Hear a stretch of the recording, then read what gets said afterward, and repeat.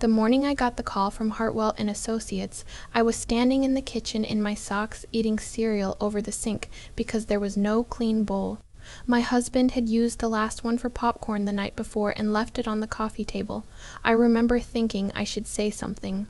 I remember deciding not to. "Congratulations, Petra," my new manager said. "Senior project analyst. You start the new role in 2 weeks."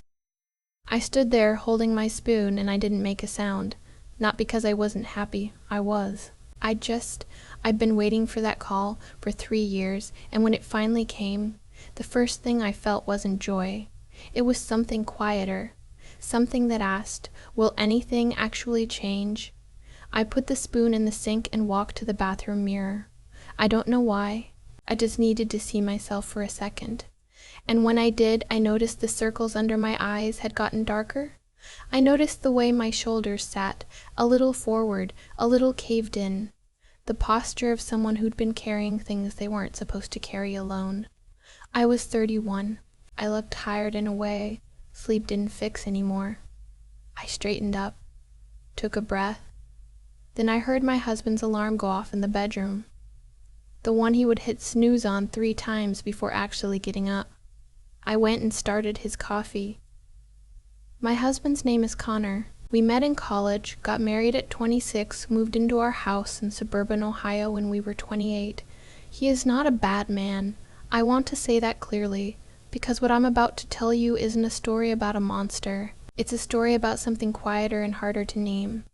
A slow drift, the kind that happens when 2 people stop paying attention, when one person keeps giving and the other keeps receiving, and neither of them really marks the moment it started. Connor works in commercial insurance.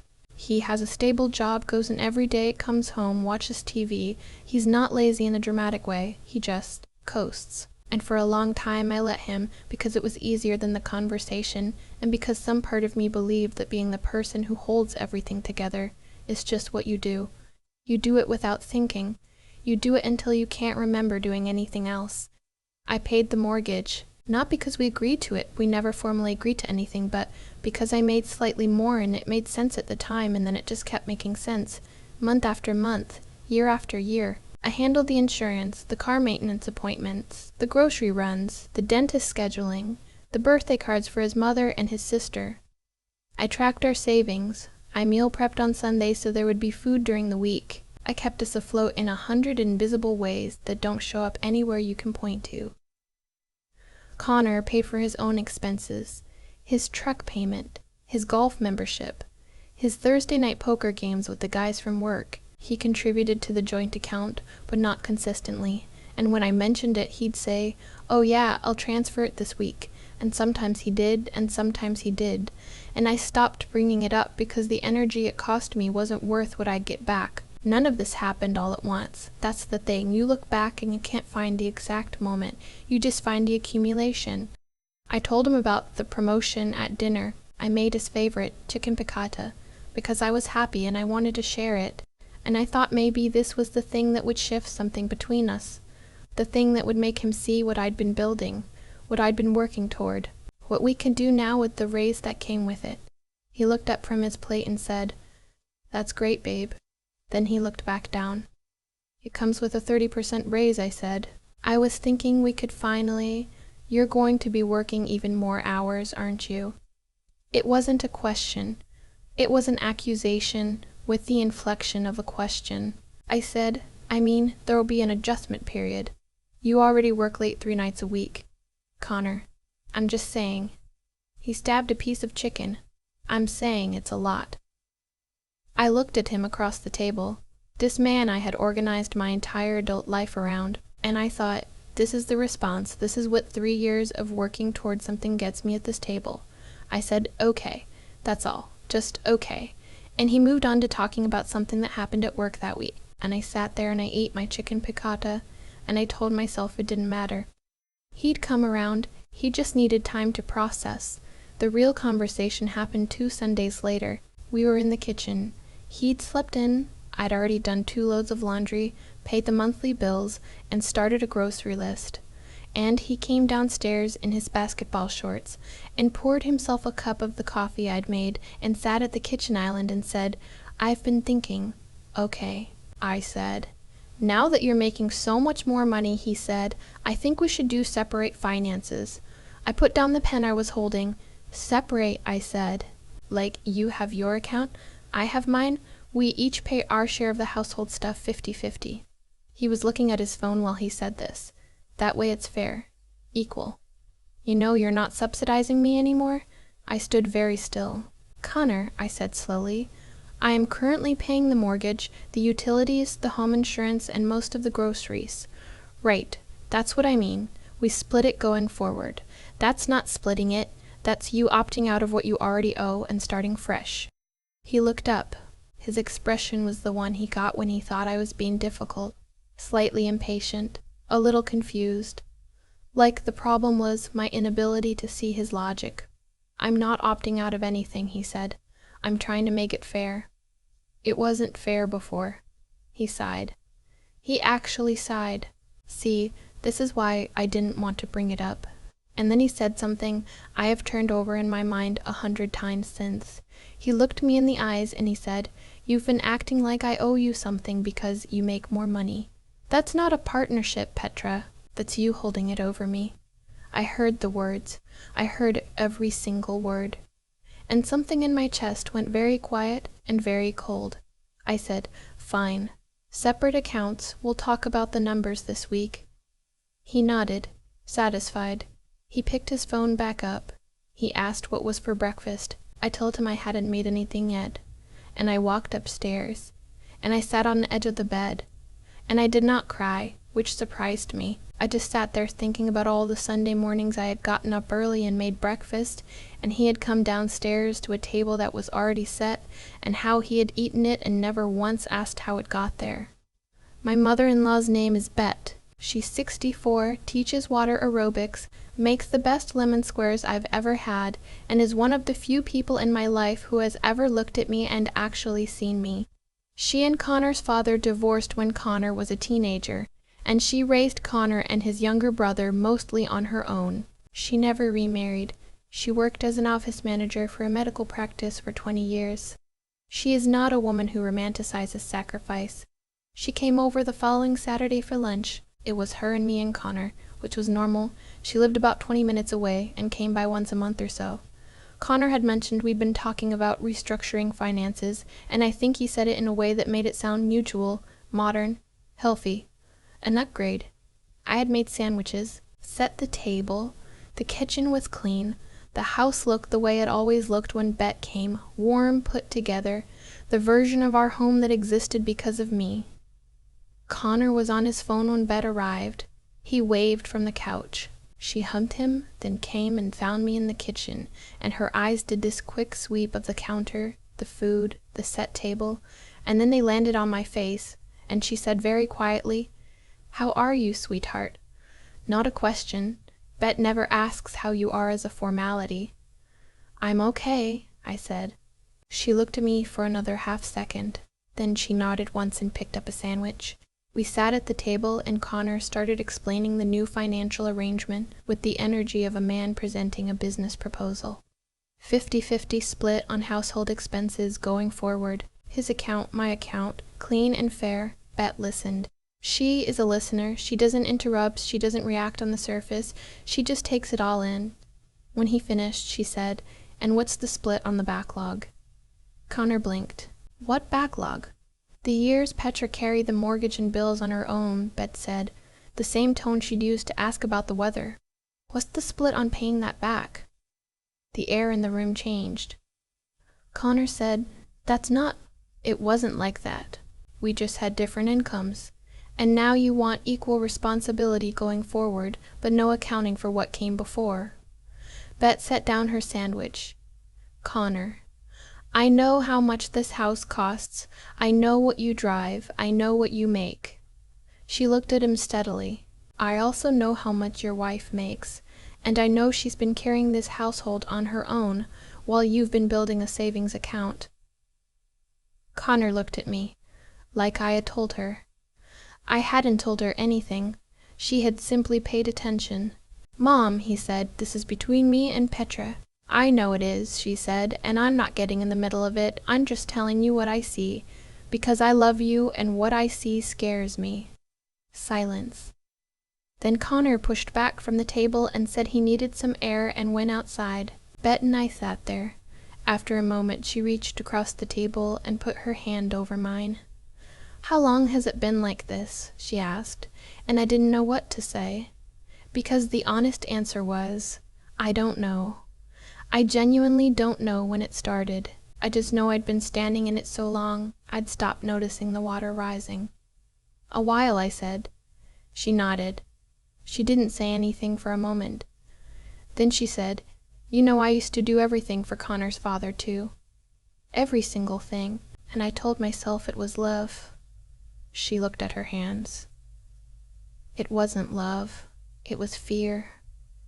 Fear that if I stopped, he'd leave. Fear that needing help made me weak. Fear that asking for things I deserved meant I wasn't a good wife." She paused. "I wasted 10 years on that fear, Petra. Then I wasted 2 more recovering from it." I looked at her. My eyes were burning. "You're not weak," she said. "You're just tired. And tired isn't forever." Connor came back inside after about 30 minutes. He sat down. Bet had started clearing the table, and I was at the sink, and for a while nobody said anything. Then he said quietly, "I didn't think about it like a backlog. I didn't turn around. I thought we were just. I thought because your name was on more things, it was your choice," he said, "like you wanted to be the one in charge." I turned around then. "Did you ever ask?" He was quiet. "Did you ever say, 'Hey, is this too much? Hey, can I take something off your plate? Hey, I notice you're doing everything. Do you need help?'" I wasn't yelling. My voice was level. Somehow that was worse. "Did you ever once look around this house and wonder how it stayed running?" He didn't answer. "I scheduled your dentist appointment," I said. "In January. I put it in your calendar, reminded you the morning of, and made sure you had the insurance card. You thanked me." I took a breath. "Do you remember what you thanked me for?" He looked confused. "You thanked me for keeping track of stuff, like I was a filing cabinet." I set down the dish towel. "I've been keeping track of our entire life, Connor, for 5 years. And I told myself you didn't notice because you were busy or tired or because that's just how things fell. But the truth is, I let it happen. I never stopped doing any of it long enough to make you see what it cost me. So that's on me too. I need to own that." Bet had stopped moving in the background. Connor was looking at the table. He wasn't getting defensive anymore. His expression had changed, the thing I used to see when we were dating, and he was genuinely thinking something through, that particular stillness. "I didn't see you," he said finally. "It's such a small sentence, 'I didn't see you,' but it hit me somewhere deep and old and tired, and I felt my chest break open just slightly, just enough." "No," I said. We didn't fix everything that afternoon. That's not how it works, and I want to be honest about that. Because the version of this story where one conversation changes everything isn't real life, and you'd know it. What happened that afternoon was a beginning, a first honest reckoning with something we'd both been avoiding in our own ways for different reasons. In the weeks that followed, Connor and I started seeing a couples therapist. That was his idea, which surprised me. We talked about the finances. Really talked, spreadsheets out, everything on the table. He absorbed the numbers. He was quiet for a long time looking at them. Then he said, "I want to make this right.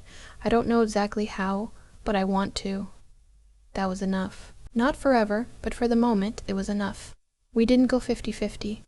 We went proportional, each contributing based on income, which is what's actually fair, which is what we should have done at the beginning if we'd ever sat down and talked about it like adults. The house expenses are now split 70-30 in my direction, because I make more, but the work of running the house, the scheduling, the organizing, the remembering, that's becoming shared. Slowly, with friction sometimes, with reminders. But it's moving. He does the grocery runs now on Saturdays. He made his own dentist appointment last month. He hasn't done it perfectly, and I haven't stopped feeling the old resentment surface sometimes when I have to ask for something twice. But I also haven't stopped doing my part. I'm learning the same way Bet said, that I have to stop before the carrying becomes invisible again, that I have to name what I need instead of just absorbing the weight and hoping he notices. That's the thing nobody tells you. The work of fixing it isn't just on the person who took too much. It's also on the person who gave too much without asking for anything back. I enabled what became of us. Not because I was weak, because I was afraid, and because I'd learned somewhere that being needed was the same as being loved. It isn't. I know that now. About a month after that Saturday, Bet texted me a photo. It was a picture of her in what looked like a solo vacation. She was standing in front of something in New Mexico, sunglasses on, laughing. The caption said, "Took myself on the trip I always wanted to take with someone else. Turns out I'm excellent company." I laughed out loud. It was the first real laugh I'd had in a while. I texted back, "You're my favorite person." She replied, "I know. Now go ask your husband to do the dishes." I put my phone down and walked into the kitchen. Connor was already at the sink. I stood in the doorway and watched him, and I felt something I hadn't felt in a long time. Not the tired, low-grade relief of the house being managed, but something warmer. Something that might still become what we'd always said we were. It's not fixed, but it's real. And I'd rather have a real thing that's hard than a comfortable arrangement that's hollow. I walked over and stood next to him, and he handed me a dish to dry without saying anything, and I took it. And we stood there together in our kitchen, doing something ordinary. And for the first time in longer than I can remember, the ordinary didn't feel like something I was carrying alone. I've thought a lot about what I would have done differently. Whether I would have spoken up sooner, drawn a line earlier, refused to absorb so much for so long. And honestly, I don't know. Because when you're in it, it doesn't feel like a choice you're making. It feels like a current you're in, and you're just trying to keep swimming, and you don't realize how far downstream you've drifted until the day you stop and look up and don't recognize the shore. What I know now is that nothing about what happened to me and Connor was inevitable. The distance between us didn't fall from the sky. It built, action by action, silence by silence, my silence included. Every morning I made his coffee without asking if he'd make mine. Every month I paid the bills without saying this isn't sustainable. Every time I scheduled his appointments and organized his life and kept our household running without once letting the machinery show, I was teaching him something. I was teaching him that it all happened on its own, that it cost nothing, that I was fine. I wasn't fine. I was exhausted in a way that had become so normal, I'd stopped calling it exhaustion. The honest thing. The thing I had to sit with after Bet asked her one quiet question and watched Connor go pale, is that I played a role in this too. Not because I was weak, because I was afraid. Afraid that needing things would make me a burden. Afraid that asking for balance would mean I didn't love him enough to give without keeping score. I had confused sacrifice with partnership for so long that I'd forgotten they weren't the same thing. That's what Bet showed me without saying it directly. She lived the version of the story that didn't course correct, and she came out the other side still standing, strong, clear-eyed, laughing alone in New Mexico. But she paid a price for it. She wasn't warning me away from strength. She was warning me away from the particular kind of self-erasure that disguises itself as strength. The kind where you give and tell yourself you're generous, when really you're just terrified of what happens if you stop. Real generosity comes from fullness. What I was doing came from fear. The difference matters. And Connor, I don't think he ever consciously decided to take advantage of me. I think he took what was offered because it was there, and because no one ever made the cost visible, and because people on the whole tend to stay comfortable until something makes them uncomfortable enough to change. Bet made him uncomfortable. Not cruelly, she loves her son, but honestly, she asked the one question that made the invisible visible. And once you've seen something, you can't unsee it. That's where the choice came in. Not before. After. He chose to look at the spreadsheet instead of getting defensive and walking away. He chose the therapist's office. He chose to show up at the grocery store on Saturdays. Those choices aren't dramatic. They don't make a great story on their own. But they're the whole thing, really. That's what changing actually looks like. Not a grand gesture, not a single moment of clarity, but a series of small, consistent choices to do the harder thing. I made choices too. I chose to say out loud that I had enabled what became of us. That took something. It's easier to be the wronged party. It's harder to hold your own part of it without letting that become self-blame. There's a difference between accountability and punishment, and I'm still learning where that line is. What I'm left with is this: how you treat yourself teaches everyone around you how to treat you. Not because people are calculating, most aren't, but because the way you move through your own life sets the terms. And when you stop enforcing the terms, when you quietly absorb more than your share and say nothing, eventually that becomes the arrangement, not by anyone's design, just by the slow accumulation of days. I'm not interested in that arrangement anymore. I want the real thing, the version that's honest about what it costs, what it takes, and what it's worth. That's harder, but it's the only version I believe in.